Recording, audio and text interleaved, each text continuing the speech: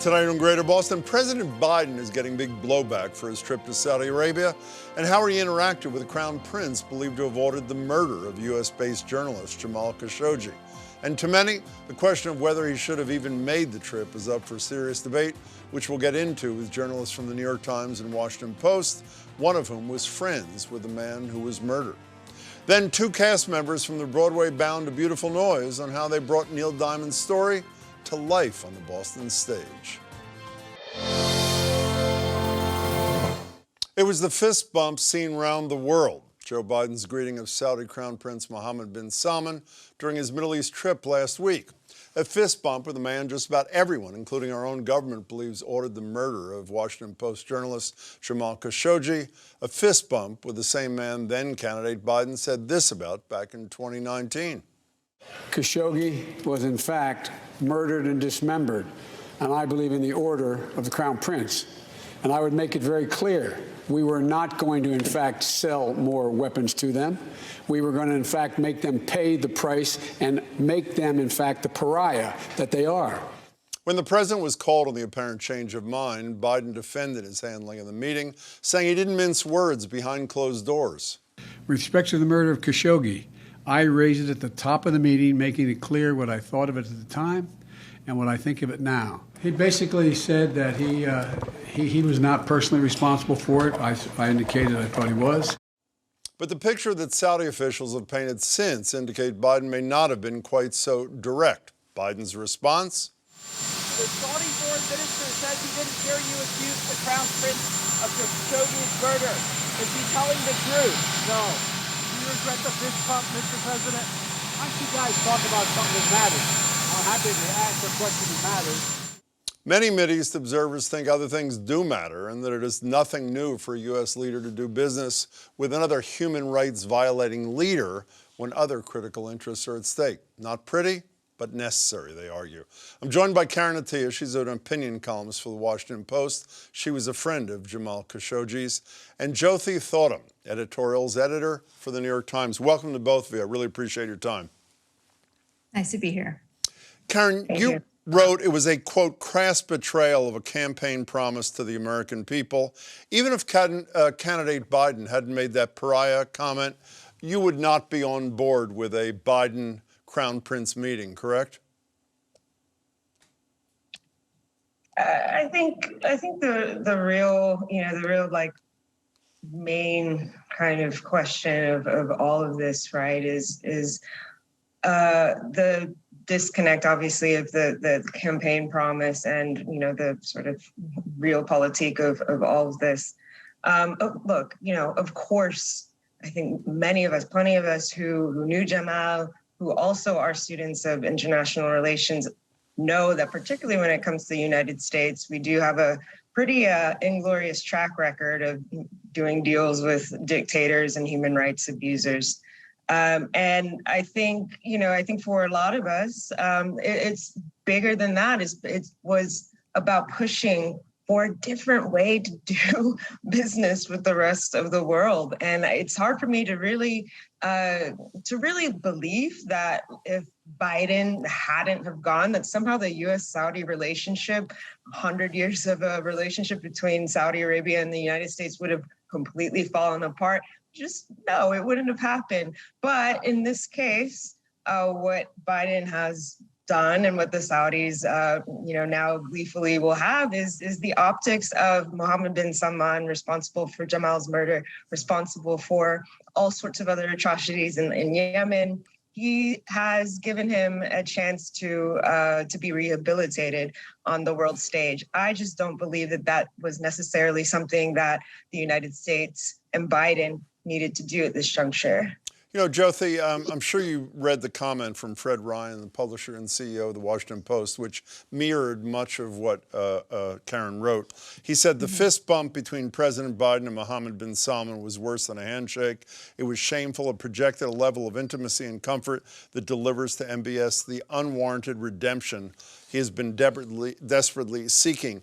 Do you really disagree with them, or is this one of these, yes, what they say is true, however? That's the sense I get from the New York Times editorial. Am I right?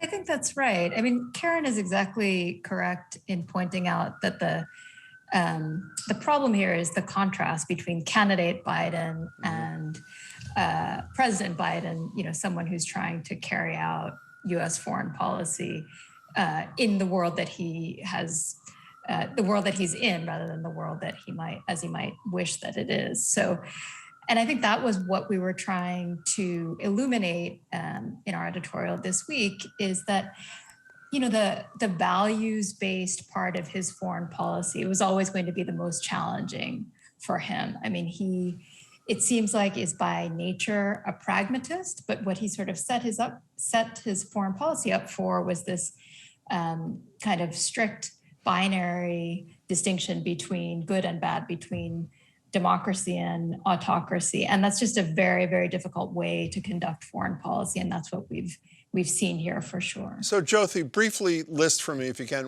what were the major things in your estimation, in your newspaper's editorial, that Biden needed to address in such a meeting? Mm-hmm.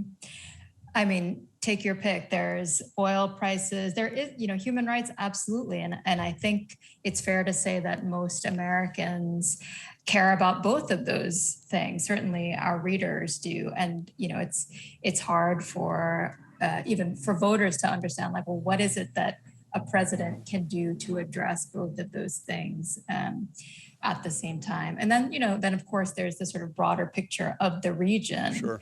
I mean, the Gulf states, it's interesting. I think there's really been a realignment in the region over the last few years, one that frankly was started under the Trump administration. And this is one of the policies that I think the Biden administration has looked at and sort of considered, and they have not repudiated everything that the Trump administration did.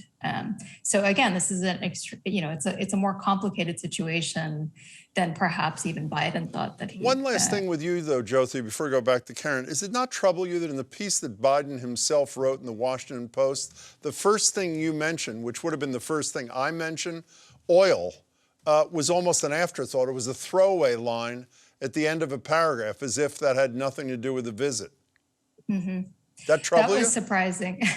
Well, I don't know if trouble is exactly the right word. We certainly noted that as well in our editorial. I think it's very clear that he did not want to be seen to be to have made this visit because of oil prices. But I think it's very clear that that was on the agenda. Karen, you intimated a minute ago, or maybe you said specifically, maybe it didn't have to be at a presidential level, but as the New York Times editorial mentions, a lot of people have mentioned Nixon and China, meetings between Russian and American leaders during the Cold War. It's not aberrational for this country's leaders to meet with, I would even argue, far worse human rights violators. Would you not agree?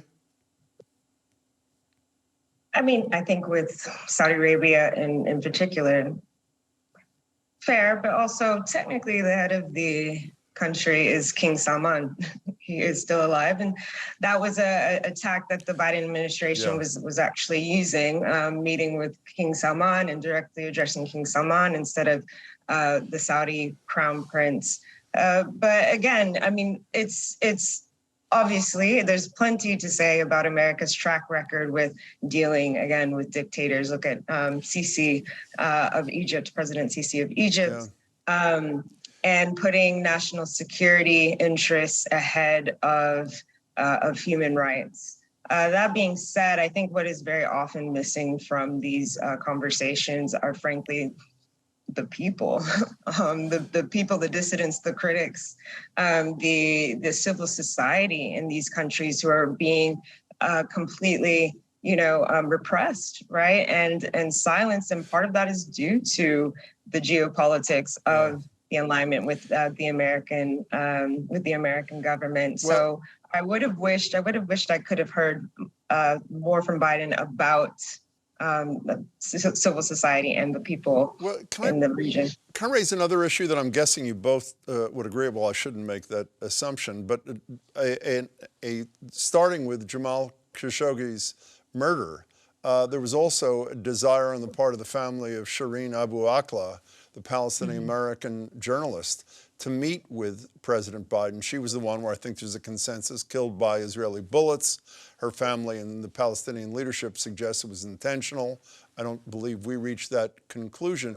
It seems to me, Jyoti, that we didn't do terribly well on this visit in terms of protecting the security of journalists on any front, did we? Mm-hmm. No, and I think that's exactly it. I think that somehow in this visit, those issues just weren't really raised to the extent that they could have been. And I think I would add also the families of people who are still held hostage in some of these places. Like, I think they were very disappointed by this visit. I think there are, many people who had reason to be disappointed by this visit. But again, as we pointed out in the editorial, sometimes this sort of binary way of looking at the world isn't necessarily the thing that serves the long-term interests of people in the region who obviously have many of the same desires that we do to sort of live with more freedom. Jyoti, Karen, am I going too far when I say that the way the deaths of these two journalists was treated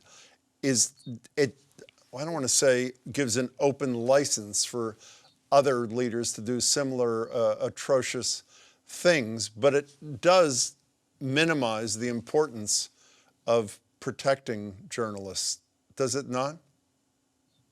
Yeah, I don't think you're going too far at all. I think the message that both in the case of Israel and Saudi Arabia is that it really pays to be a U.S. ally in the region. I think that if this were Russia, perhaps I think there would have been a lot of tougher talk, right? But these are our allies in the region, and I think it sends a very chilling message to journalists around the world, and also to U.S. citizens and residents. Jamal was a U.S. resident. Right. Abu Akleh was a U.S. citizen. Yeah. And so what does this mean? That, our own government won't also stand up for journalists who should have the privileges of U.S. residency and citizenship. Karen, I only have 1 minute left, and I think most people watching know about your former colleague's extraordinary journalism, but we didn't know him, and you did. Could you spend a few seconds and tell us a little bit about Jamal as a person? Yeah, I appreciate that. Yeah, so I recruited and hired and worked with Jamal for a year before he was murdered. And I mean, he was a gem of a human being, honestly. And I think what people need to understand is that he loves Saudi Arabia. You can see it in a lot of his pieces. He wasn't out to cause the downfall of the regime even. He just had minor criticisms of Mohammed bin Salman. And so it still haunts me that the idea that possibly the work he was doing with us, might have led to this happening. But, I think the most important thing is that the Saudi regime wanted him to just disappear. And as long as, we still talk about him and we still talk about what he represents, more importantly, that they haven't succeeded as much as they wanted to. I think you're right. Karen Attiah and Jyoti Thottam, thank you both so much for your time. I appreciate it. Thanks so much. Thank you. Next up, in one of my favorite comedies, What About Bob?, the patient, Bill Murray, says this to his shrink, Richard Dreyfuss, about what led to his divorce. There are two types of people in this world. Those who like Neil Diamond and those who don't. And regardless of which side you're on in that marital debate, have I got a rollicking, moving, electric night in the theater for you. A Beautiful Noise, a Broadway-bound show about the life and music of the man whose music marks the bottom of the eighth inning at Fenway, Neil Diamond. The show officially opened last Sunday night in Boston after a bunch of previews and a COVID delay. And speaking of therapists, the doctor to the older Neil Diamond, who's with us from the show's beginning to end, is played by Linda Powell, while Diamond himself is played by Will Swenson. And in the current miserable world, Sunday night at the Emerson Colonial was, no, I will not say so good, but I will think it. Those two stars recently joined me. And I'm joined by Linda Powell, also known for her work in Broadway's The Trip to Bountiful and On Golden Pond, and Will Swenson, who starred in Broadway's Waitress, Hair, and Les Miserables, just to name a few. Congratulations to both of you. I'm not a fun kind of guy. That was huge fun. Congratulations to you all. You may not be a fun kind of guy, but that clip you just played was a fun clip. One of the greats ever, by the way. So can you raise your right hands, please, and you say, I, Will Swenson. Go ahead. I, Will Swenson. What am I getting into? Well, you just do it. And I, Linda Powell, work with me here. I want you both to raise your right hand and say, before I got the part, I was a huge Neil Diamond fan. Starting with you, Will, can you make that representation? I can do that. I grew up on him. He's literally my dad's favorite artist of all time. Is that true? He was in my DNA. True story. So it was in your house when you were growing up? On a loop. We had an autographed poster of Neil Diamond in my garage growing up. Not exaggerating. And are you singing Neil Diamond as a kid? You're from Utah, right? Is that where you're from or something? I'm from Utah. Yeah. I've sung him my whole life. I sang him in high school. I've sung him in cabarets. Yeah, my whole life. So can you make a similar representation, Linda? I absolutely can. The soundtrack to Jonathan Livingston Seagull got me through a very torturous summer between 15 and 16.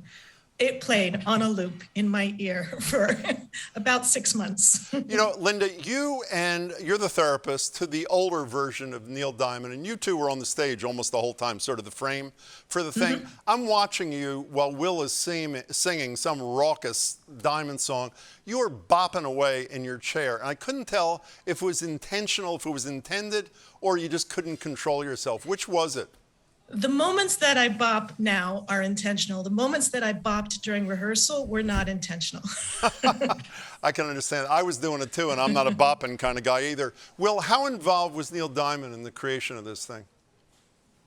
A bit. I mean, they had to obviously pitch him the idea and say, can we make a show out of your life? And so I think when they were writing the script and coming up with the overall concept, he was involved and kind of giving his okays with that. And then he would come for different versions of the development of the show. And then once we got in the rehearsal room for this go round, he came for about a solid week and popped in and sang along with us and gave us some feedback and insights. And so he's been very involved. Did he pick you to play him or no?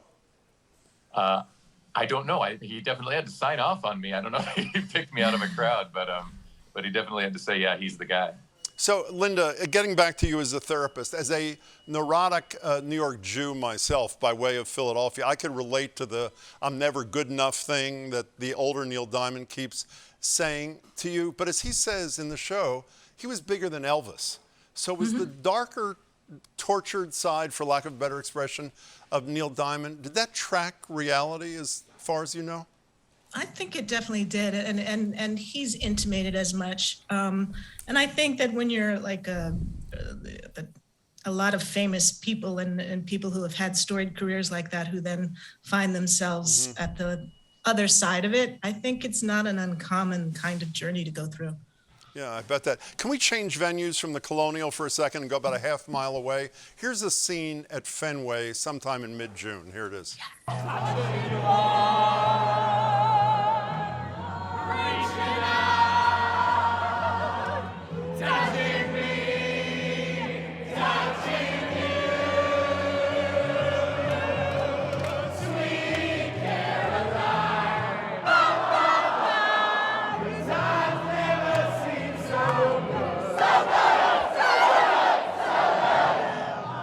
That would be the real Neil Diamond next to the play Neil Diamond, Will, and obviously the cast of the thing. What was it like, Will, singing Sweet Caroline at Fenway with the man himself?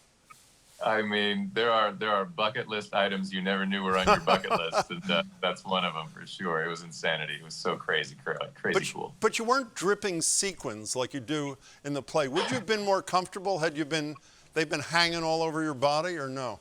I'm getting more used to them by the day. They're pretty beautiful. What's it like performing Neil Diamond in front of Neil Diamond? It would seem to be absolutely terrorizing. I can't even imagine the concept. It's a head trip, I got to tell you. I mean, singing 20 of his songs as him, with him, you know, sometimes 5 feet away from me, sometimes just in the audience. It's wild. it's definitely an out-of-body experience. But he's been incredibly, generous and kind through the process. So were you holding your breath the first time he was there while you're singing his stuff, waiting for his? I honestly don't remember the first time. It was such an out-of-body thing. I was just like, grip it, hold it, and then. But I remember the first time that I was in the room that we did a read-through and he came. I think I turned to you, Will, and said, "I'm really nervous, but I'm glad I'm not you." So, Linda, speaking of being you and I think the mobster in this play, who had some sway over the young Neil Diamond's life when he signed his first contract with a recording company, are the only performers in the play who don't sing. Are you? I mean this sincerely. Are you not tempted to get up and join in with Will and the cast every single Neil Diamond song? Seriously. Yes. It's part of why I get paid the big bucks is that I don't do it. And I enjoy myself when we get to come out and curtain call and I actually get to, sing along and bop. Yeah. I'm not really a singer. And so it's a thrill for me to be in a musical and experience the degree of talent that surrounds me every night. It's been a blast. I'm not a singer either, and I was singing with the whole audience, I should say. And there was a woman, some Broadway star sitting right in front of me, Will, who was cheering wildly for you. You should check her out at some point. She was was pretty incredible. You know what I mean? I might know who you're talking about. You might know who you're talking about. So the first act ends with this wild version of Sweet Caroline. The place goes totally berserk. And I have to tell the truth, I'm not crazy about it at Fenway. It was out of control fabulous at the theater. There is no way you're closing the first act in New York City when you go to Broadway with Sweet Caroline. Are you or are you? I think that's the plan, as long as we can, get it out without the audience taking over. Yeah, or attacking the cast. So you've been in Boston a little bit. I know there was a COVID interruption, that kind of thing. Starting with you, Linda, what's the best thing, most fun thing you've done in Boston other than the play itself? Well, I have to say Fenway Park was a pretty big deal. Yeah. And then also I'm staying on Beacon Hill, so I walk through the Commons and the beautiful park every day to go to work. That's been just a lovely plus. How about you, Will? My entire extended family came out for opening, so it was great to spend a lot of time with folks I don't get to see a lot and, going on duck tours and doing the very Boston stereotypical things has been a ball. Well, we're lucky to have you. Will Swenson, Linda Powell. The thing is just spectacular. I urge everybody to go for a great time. Thanks so much for your time tonight. I appreciate it. Thank you. I wish we could have shown you a taste of the spectacular performances by those two and the rest of the crew are giving night after night, but unfortunately, weren't able to get our hands on them. You'll just have to take my word for it, or better yet, go see it yourself. And by the way, if Linda Powell looks familiar, that may be because she's the daughter of the late Secretary of State Colin Powell. And speaking of family connections, the aforementioned Broadway star who I mentioned was cheering wildly for Will in the seat in front of me on opening night. That'd be none other than the legendary 6-time Tony winner, Audra McDonald, who just so happens to be Will's wife. And her excitement was only rivaled by these fans a few performances earlier when Neil Diamond himself walked into the theater for the first night of previews. It must have felt, well, this time I will say it, so good. You can still catch A Beautiful Noise at the Emerson Colonial Theater through August 7th. For tickets and more information, head to emersoncolonialtheater.com. That's it for tonight. Please come back tomorrow. After 14 years in prison on a wrongful conviction, Roxbury's Sean Drumgold got a second chance at life 17 years ago. Now his community is mourning his death. I'll be joined by Rosemary Scapiccio, the attorney who won his freedom. That and more tomorrow at 7. Thank you for watching. Please don't forget Ukraine.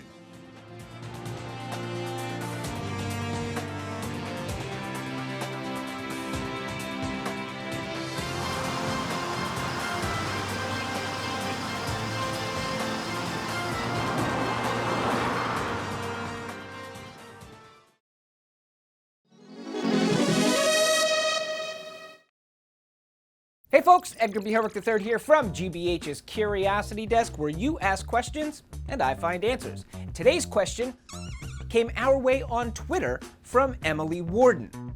Now when I first saw this question, I was like, yes, that is so good. Microwaves do all sound the same. And then I was like, but wait a minute, do they sound exactly the same? I mean, I know they sound alike, but like exactly the same? Let's put it to the test.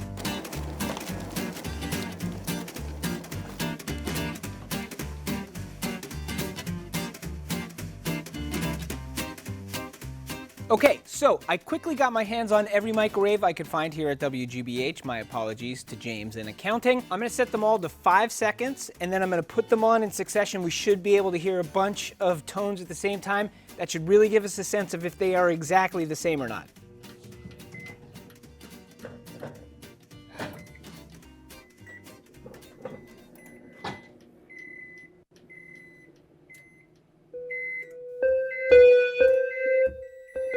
Yep, so they're all right there between a B and a B sharp.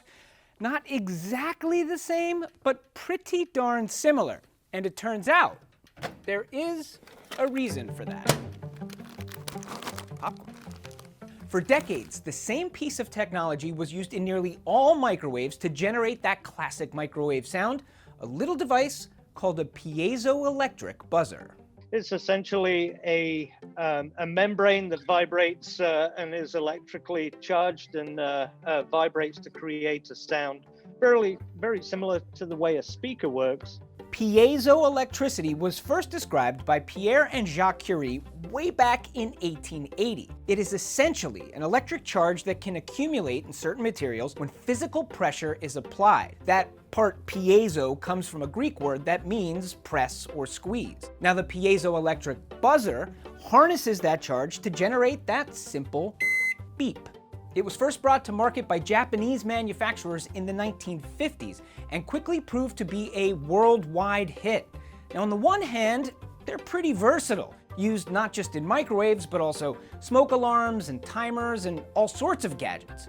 On the other hand, they are extremely limited in what they can do. We could set the frequency, but we couldn't do much more than that. The frequency and the length of that note was about all we had available to us. This is why, for decades, nearly all microwaves have sounded the same. But today, it is a whole different ballgame. Thanks to digital technologies developed mainly for mobile phones, a veritable symphony of sounds is now available literally at the touch of a button.